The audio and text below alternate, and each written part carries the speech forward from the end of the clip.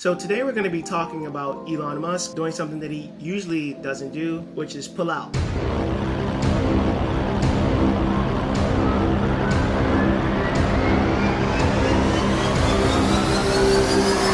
world's richest man, Elon Musk, announced on July 8th that he was terminating the deal with Twitter.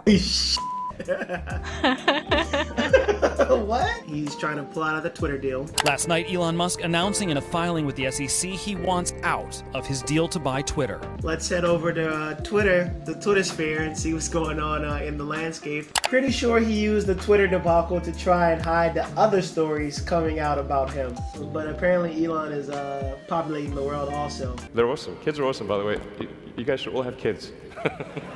Kids are great. They're like, Elon Musk sends letter to Twitter to terminate agreement bid. He tweeted that he was putting the deal on hold because he believed that more than 5% of Twitter's user base was made up of bots. Let's talk about the lessons learned from everything that's going on and what you can glean from this. Hey guys, welcome to another episode of Make It Make Sense, where we take a look at recent financial news and try to glean some lessons from them that help you make money, save money, and not get scammed. So today we're going to be talking about Elon Musk doing something that he usually doesn't do, which is pull out.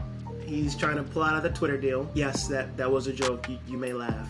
But before we dive into that topic, make sure you're subscribed to us on all the channels, Facebook, Twitter, Instagram, and on our blog. You'll be the first to get updates and notifications of when we release new videos, which is typically on Sundays, Tuesdays, and Thursdays. And without further ado, let's dive into the topic.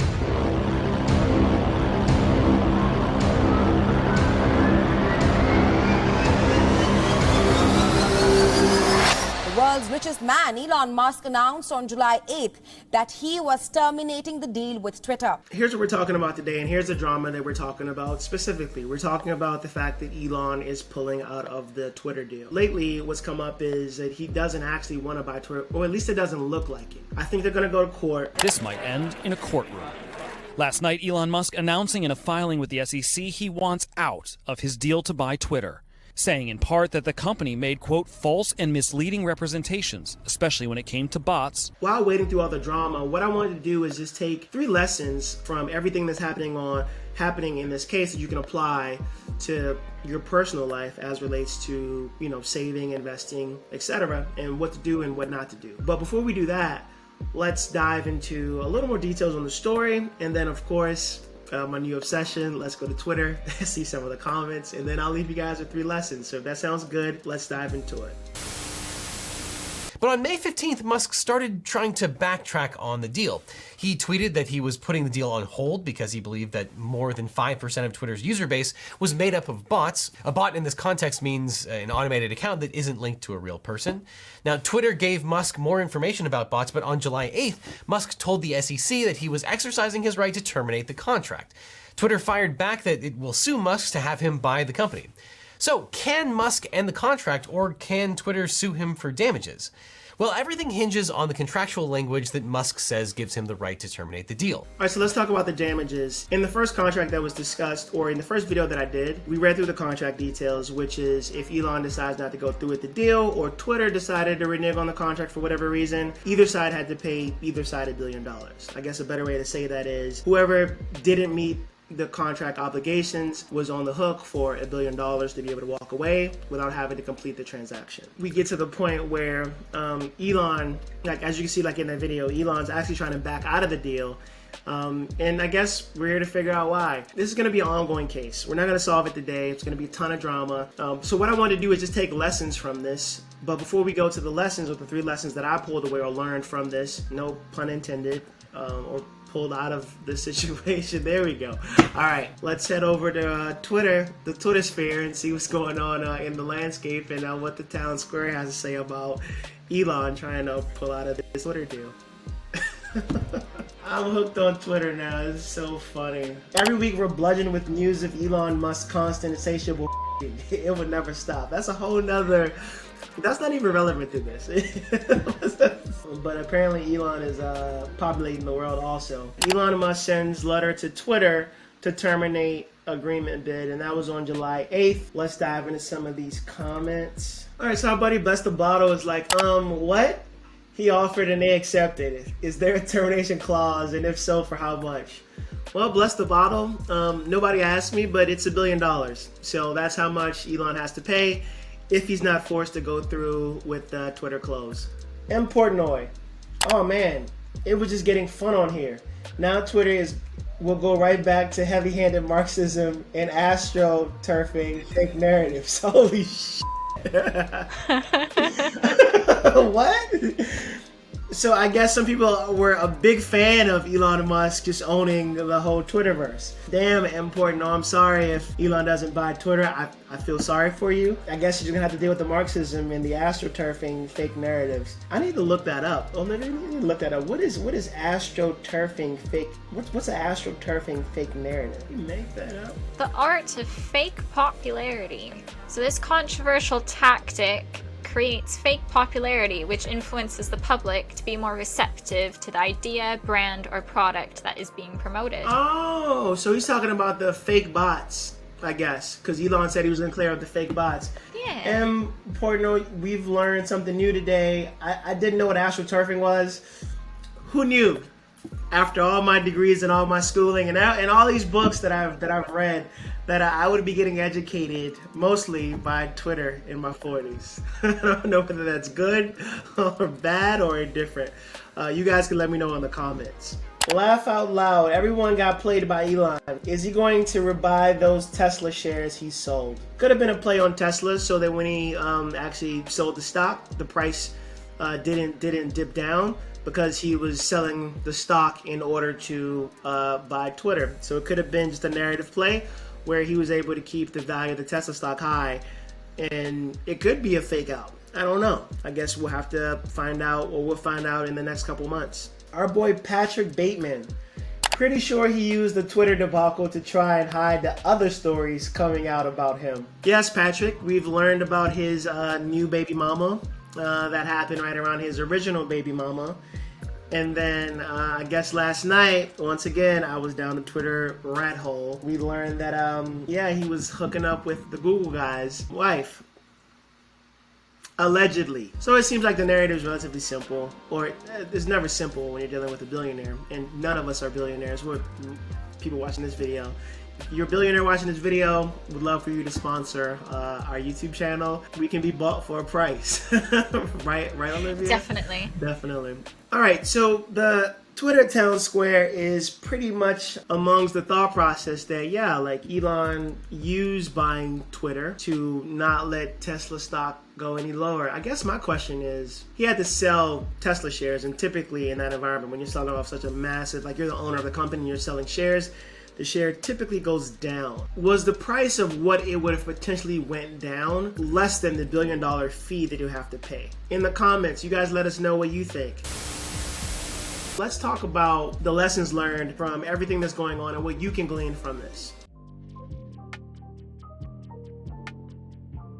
All right, so let's talk about lesson one. Lesson one is the fact that whenever looking at a contract, make sure you're doing your due diligence. Like in this case, before Elon decided to purchase Twitter, there's a time period where you can do due diligence. He skipped that part and decided to sign the contract without doing the due diligence. And so it seems as if that when he takes us to court, he doesn't really have a leg to stand on, mainly on the fact that this thing about the 5% bots, or how many bots Twitter actually is, while it's not irrelevant, all that should have been done during the due diligence. So the main lesson to be taken away, or the first lesson I should say, is that whether you're signing any contract, a new employment contract, a contract with stock options involved. In my case, to make it real, I'm currently in the market for life insurance, but there's a ton of different life insurance. There's term life insurance, there's universal life insurance, right? If you don't understand like what the terms are and what you gain access to, you really don't know like what you're signing. And yes, I've been guilty of it in the past where I've signed contracts and I didn't know everything that was in the contract. I guess, you know, sometimes you don't have time to read through 40 pages of a contract, but the lesson here is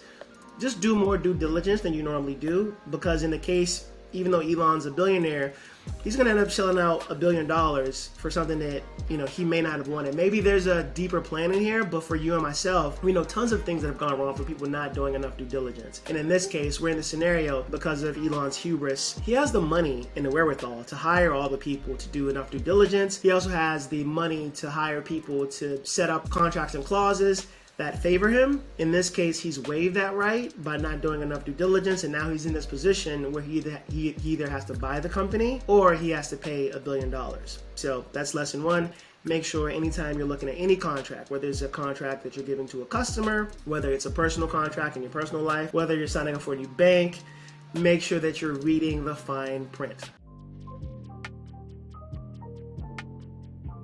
Lesson number two, make sure that you're always thinking about the long game and there's a long-term strategy. Once again, maybe there's a Machiavellian play here that Elon, has thought through. Once again, he's a billionaire. I'm not. Most of us aren't. So maybe there is. But for the average person, there should be a long-term strategy that you're thinking through, like a long game, where there are a lot of short steps, right? I feel like my personal opinion, based on the information that we have to date, is that Elon was just like, yo, like, I want to buy Twitter. I don't care about the price. And he said all these things, right? And then move forward. And now he's getting cold feet. Some things he probably should have thought about. The fact that inflation rates were rising, which typically, and every time Jay Powell raises inflation rates, the stock market typically crashes. And he was paying for something at a premium at the top of the market, not at the bottom of the market. And so maybe you should have thought through some of those things. Some of the trends going on in the economy, the fact that when we go into a recession, tech and growth stocks usually take a hit. Very simple things that the average investor like you and myself think about.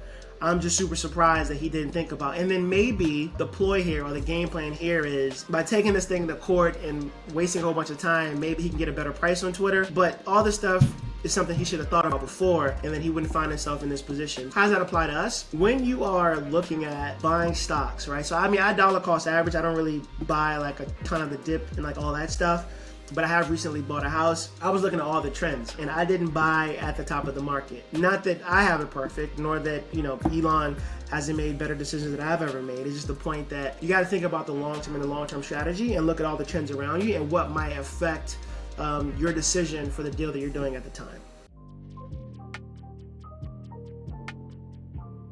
And point number three, you gotta have less hubris and have more humility. I don't have billions of dollars like Elon. If you're making a decision of spending $44 billion, I feel like you should hire the best experts and have them do all the due diligence possible. But when you think that you have the golden touch, that's when you end up in this scenario. Case in point, you could take a look at Enron, like any of these companies where these people are smart, geniuses, go to Harvard, have a ton of money, make a lot of right decisions, but then at some point, get caught up in their own fanfare, and then starts to go south.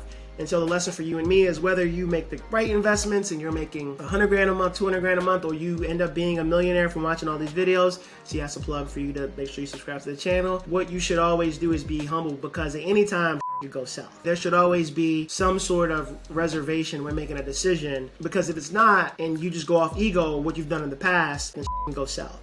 And so that's the third lesson that I took away from everything that I'm learning about this Twitter deal, right? Elon's ego has gotten in, he's made all these jokes on Twitter, but now, like, he's lost $1 billion.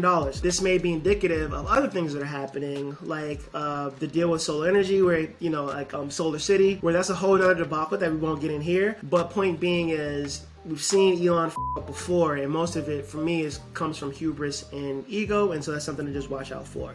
Those are 3 points. If you like stuff like this, make sure you like and subscribe this video. You can also find us on all the social networks, Twitter, Facebook, Instagram, and on the blog if you want to get emails from us and get updates when we come up with new videos. With that, we'll see you in the next video.